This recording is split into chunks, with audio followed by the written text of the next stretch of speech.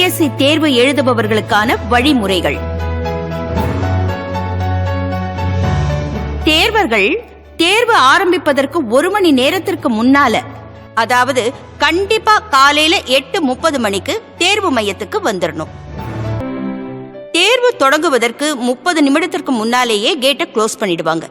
அதுக்கப்புறம் என்ன காரணம் சொன்னாலும் உள்ள அனுமதிக்க மாட்டாங்க. சார், எக்ஸாம் எழுதணும். 30 நிமிஷத்துக்கு முன்னாடி கேட்டை க்ளோஸ் பண்ணும். மணி 9:05 ஆச்சே. சாரி சார், லேட் ஆயிடுச்சு. நான் ஒண்ணும் பண்ண முடியாதுமா, தேர்வாணைய உத்தரவுப்படிதான் நடக்க முடியும். ரொம்ப முக்கியமான விஷயம் காயத்ரி. ஃபர்ஸ்ட் எல்லாம் 10 மணிக்கு எக்ஸாம் ஹாலுக்கு போனா போதும். அப்படியே லேட் ஆனாலும் 10:30 மணி வரைக்கும் அலோவ் பண்ணுவாங்க. ஆனா இப்பெல்லாம் அப்படி இல்ல. ஷார்ப்பா 8:30 அங்க இருக்கணும். தேர்வு ஆரம்பிப்பதற்கு 1 மணி நேரத்திற்கு முன்னால தேர்வு மையத்துல இருக்கிற டிஸ்பிளே போர்டுல உங்களோட ரெஜிஸ்டர் நம்பரை பார்த்து அந்த ஹாலுக்கு போகணும். Hall ticket, black ball point pen, அதோட தேர்வு கூட நுழைவுச் சீட்டில் குறிப்பிடப்பட்டுள்ள ஏதாவது ஒரு அடையாள சான்றிதழை மட்டும் தேர்வு கூடத்திற்கு எடுத்து வர வேண்டும். தேர்வு கூடத்துக்குள்ள mobile phone, watch, laptop, calculator இந்த மாதிரி எந்த எலக்ட்ரானிக் பொருட்களையும் எடுத்துக்கிட்டு போக கூடாது. மறந்து எடுத்துக்கிட்டு போயிட்டீங்கன்னா அதை வெளியில தான் வைக்கணும். அதை வேற யாராவது எடுத்துக்கிட்டு போயிட்டா அதுக்கு தேர்வாணையமோ தேர்வு மையமோ பொறுப்பேற்காது. இந்த தேர்வுக்காக உங்களுக்கு தரப்பட்டிருக்கிற ஹால் டிக்கெட்ல இருக்கிற வழிமுறைகளை முதல்ல நீங்க படிக்கணும். எக்ஸாம் ஹால்ல OMR விடைத்தாள் கொடுப்பாங்க. இந்த விடைத்தாள்ல 2 பக்கங்கள் இருக்கும். இந்த விடைத்தாள்ல எந்த பக்கத்திலையும் தேவையற்ற குறிப்புகள் எழுதுவதோ குறியீடுகள் செய்வதோ சேதப்படுத்தவோ கூடாது. அப்படியே ஏதாவது செஞ்சீங்கன்னா உங்களுடைய விடைத்தாள் செல்லாதது ஆகிவிடும். OMR விடைத்தாளின் 2ஆம் பக்கத்துல தரப்பட்டிருக்கிற அறிவுரைகளை படிச்சுட்டு கீழ்பக்கத்துல தரப்பட்டிருக்கிற கட்டத்துல தேர்வு எழுதுறதுக்கு முன்னால கையெழுத்து போடணும். OMR விடைத்தாளோட பக்கம் 1ல 2 பகுதி இருக்கு. பகுதி 2ல பிரிண்ட் ஆகியிருக்கிற உங்களோட போட்டோ, பெயர், பதிவு எண், பாடம், தேர்வு மையம் மற்றும் தேர்வு கூடத்தின் பெயர், தேதி, இந்த விவரங்கள்லாம் சரியா இருக்கான்னு பாத்துக்கணும். உங்களுக்கு கொடுக்கப்பட்டிருக்கிற கொஸ்டின் பேப்பர்ல பிரிண்ட் சரியா இருக்குதா, பேஜ் நம்பர் மிஸ் ஆகாம இருக்குதா, இதெல்லாம் தரவா செக் பண்ணிக்கோங்க. நீங்க ஆன்சர் பண்ணதுக்கு பிற்பாடு அந்த மாதிரி ஏதாவது இருக்குதுன்னு சொன்னீங்கன்னா என்னால ரீப்ளேஸ் பண்ண முடியாது. இந்த பிரிண்ட் ஆன விவரங்கள்ல ஏதாவது தவறு இருந்தால் உடனடியா தேர்வு கூட கண்காணிப்பாளர்கிட்ட தெரியப்படுத்தணும். தேர்வு தொடங்கறதுக்கு 15 நிமிஷத்துக்கு முன்னாடி வினாத்தாள் புக் கொடுப்பாங்க. அத முழுவதுமா சரியா இருக்கான்னு பார்க்கணும். ஏதாவது குறைபாடு இருக்கும் பட்சத்துல தேர்வு கண்காணிப்பாளர் கிட்ட உடனே தெரியப்படுத்தணும். உங்களுடைய வினாத்தாள்ல உள்ள நம்பரை OMR விடைத்தாள்ல எழுதணும். நீங்க எழுதின நம்பரை அந்தந்த நம்பர் உள்ள கட்டத்துல கருப்பு மையால ஷேட் பண்ணணும். இந்த இடத்துல ஒரு விஷயத்தை நீங்க மனசுல பதிவு பண்ணிக்கணும். கருப்பு கலர் பால் பாயிண்ட் பேனாவை தான் நீங்க யூஸ் பண்ணணும். பென்சிலை உபயோகப்படுத்த கூடாது. ப்ளூ கலர் பேனாவாலேயோ இல்ல வேற கலர் பேனாவாலேயோ இல்ல இங்கு பேனாவிலேயோ எழுதுனா உங்களோட விடைத்தாள் செல்லாததாக்கப்படும். அதனால கருப்பு கலர் பால் பாயிண்ட் பேனாவை கூடுதலாவே கையில வச்சுக்குங்க.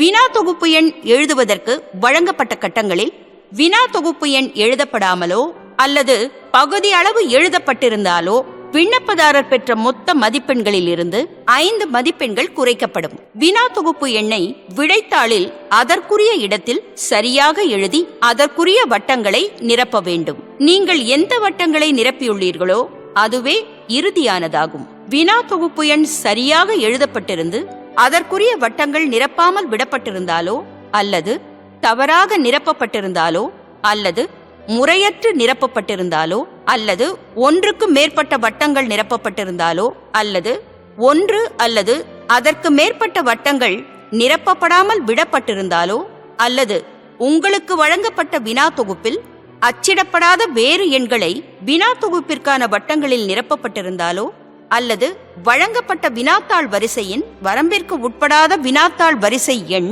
நிரப்பப்பட்டிருந்தாலோ விடைத்தாள் செல்லாததாக்கப்படும். கேள்வித்தாள்ல இருக்கிற கேள்விகளையும் பதில்களையும் நல்லா படிச்சு மனசுல பதிய வச்சுக்குங்க. அதுக்கப்புறம் OMR விடைத்தாள்ல இருக்கிற அத்தனை கேள்விகளுக்கும் தவறாம விடையளிக்க வேண்டும். நல்லா ஞாபகம் வச்சுக்குங்க, கருப்பு நிற பால் பாயிண்ட் பேனாவை தான் பயன்படுத்தணும்.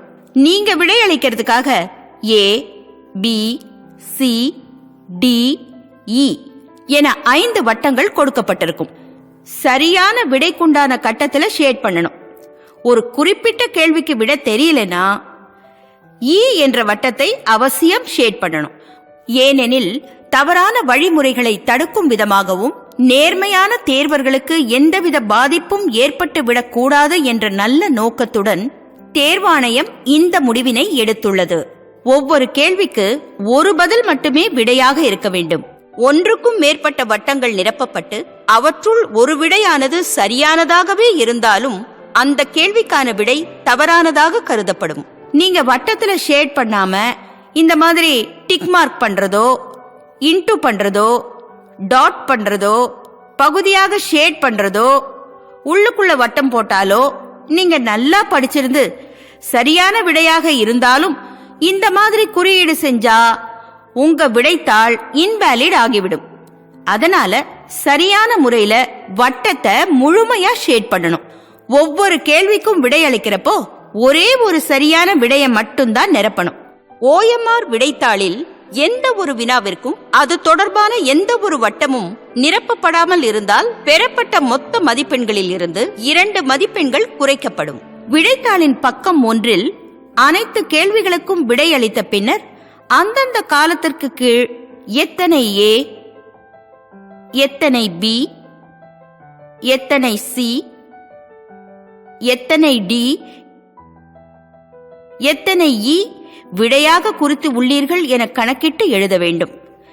அதன் பிறகு முதல் காலத்தில் ஏயில் உள்ள எண்ணிக்கையான 17, இரண்டாம் காலத்தில் ஏயில் உள்ள எண்ணிக்கையான 14, மூன்றாம் காலத்தில் ஏயில் உள்ள எண்ணிக்கையான 16 இந்த மூன்றையும் சேர்த்து கூட்டிக் கொள்ளவும். 17 + 14 31 + 16 47.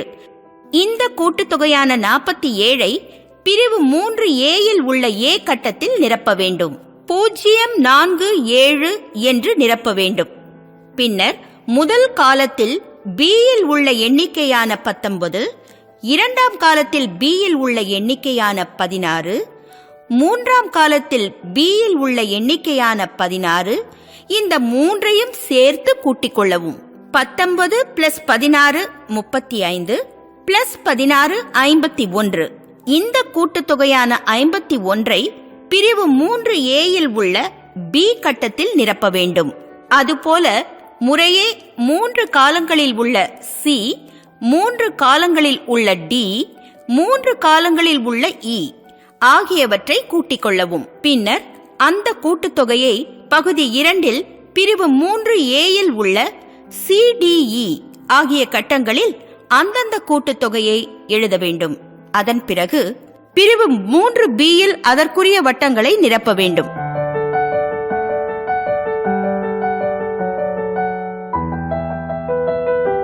இந்த A, B, C, D, E இவைகளின் கூட்டுத்தொகை, அதாவது A 47, B 51, C 52, D 39, E 11 இவைகளின் கூட்டுத்தொகை 200 என்றால் வழங்கப்பட்டுள்ள வினாத்தாளில் உள்ள வினாக்களின் எண்ணிக்கையும் சமமாக, அதாவது 200 இருக்க வேண்டும். இதற்காக தேர்வு நேரத்திற்கு பின் 15 நிமிடங்கள் கூடுதலாக வழங்கப்படுகிறது. OMR விடைத்தாளின் பகுதி 2இல் குறிப்பிடப்பட்டுள்ள A, B, C, D மற்றும் E ஆகியவற்றின் மொத்த எண்ணிக்கை தவறாக குறிப்பிடப்பட்டிருந்தாலோ நிரப்பப்படாமல் விட்டிருந்தாலோ தேர்வரால் பெறப்பட்ட மொத்த மதிப்பெண்களில் இருந்து 2 மதிப்பெண்கள் குறைக்கப்படும். எல்லாரும் நல்லா கவனமா டோட்டல் பண்ணுங்க. இதுல ஏதாவது மிஸ்டேக் பண்ணிட்டீங்கன்னா நீங்க எடுக்கிற மார்க்ல இருந்து 2 மார்க்க உங்களுக்கு கழிச்சிருவாங்க. தேர்வு முடிந்த பின்னர் OMR விடைத்தாள் பிரிவு 4இல் கையெழுத்து போட வேண்டும். கையொப்பம் இடாத பட்சத்தில் அவரது விடைத்தாள் செல்லாததாக்கப்படும். அனைத்து கேள்விகளுக்கான விடைகளை அளித்த பின்னர் உங்களது இடது கை பெருவிரல் ரேகை பதிவினை பகுதி 1இன் கீழ்ப்பக்கத்தில் உரிய இடத்தில் பதிக்கவும். OMR விடைத்தாளில் பதித்த பிறகு OMRஇன் வேறு எந்த இடத்திலும் மை பட்டு விடாதபடி தேர்வர்கள் கவனமாக கையாள வேண்டும். தேர்வர்கள் கையெழுத்திட்டு இடது கை பெருவிரல் ரேகையை பதித்த பிறகு தேர்வு கூட கண்காணிப்பாளர் அதில் கையெழுத்திடுவார். உங்கள் விடைத்தாளில் நீங்கள் குறித்துள்ள அனைத்து விவரங்களுக்கும் நீங்கள் மட்டுமே பொறுப்பாவீர்கள். எனவே விவரங்கள் சரியாக உள்ளனவா என்று உறுதிப்படுத்திக் கொள்ளுங்கள். மேலும் தேர்வு முடிந்தவுடன் OMR விடைத்தாளை அறை கண்காணிப்பாளரிடம் ஒப்படைத்து விட்டேன் என்பதற்கு சான்றாக தேர்வர் மீண்டும் ஒரு கையொப்பத்தினை வருகைத்தாளில் அதற்கான இடத்தில் இட வேண்டும். தேர்வுக்கு நன்றாக படித்து உங்களை தயார்படுத்திக் கொள்வதுடன் இந்த அறிவுரைகளையும் சரியாக பின்பற்றி தேர்வு எழுதுங்கள். நன்றி, வணக்கம்.